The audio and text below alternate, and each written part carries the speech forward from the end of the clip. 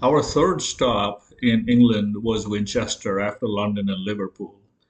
I picked Winchester because of its significance in history as the ancient capital of England. King Alfred had his capital in Winchester, ruling the kingdom of Wessex in the ninth century. And also in the 11th century, William the Conqueror, when he landed in England and south of England, established Winchester as his stronghold and capital for about 100 years until he shifted his capital to London. Traveling from Liverpool to Winchester, we took the train. It took a little more than 4 hours. Upon arrival, we stayed at a Winchester hotel within walking distance from the train station. I found the city of Winchester to be easily walkable. The center of town was about a mile and a half from the hotel. The commercial strip is called High Street. Around there, you can see the walls that were built in the 11th century by William the Conqueror when he made Winchester the capital of his kingdom at the time. At the end of High Street is a statue of King Alfred, who in the ninth century ruled the area with Winchester as its capital. The star attraction of visiting sites within Winchester was the Great Hall. This was an administrative building that was built by William the Conqueror in the 11th century. In the rear of the Great Hall is a quaint little garden worth a visit. On the inside, the hall is mostly empty. On one corner is a statue of Queen Victoria. On one side of the hall is the Queen's Gates. The wall opposite to the Queen's Gate was the most interesting wall of all for me. Up there hanging was supposedly King Arthur's round table.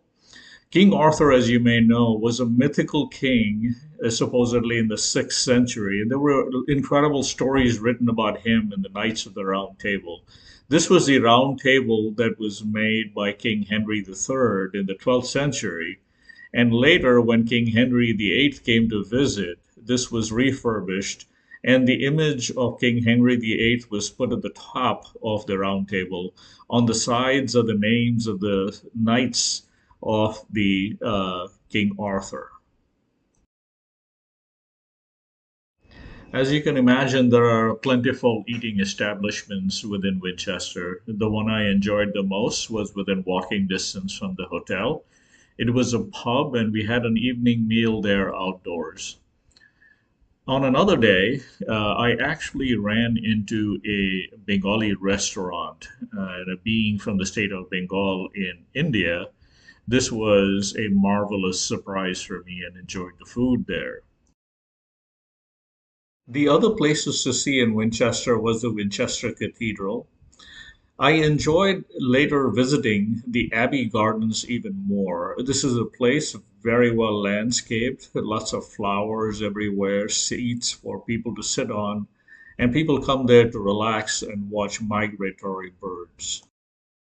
As you may know by now, we enjoy walking a lot, and we found this wonderful walking path next to Abbey Garden. It's called the Keats Walk. Yes, it's known after John Keats, the poet. He had apparently come to Winchester in the fall of 1819 and penned the poetry To Autumn, talking about the path that leads out of the city. This path starts by the creek, and it's a paved path that later turns into gravel and then a grass path. It's worth a walk if you have the time and the energy to do so. I will leave you with a short video of the Keats Walk.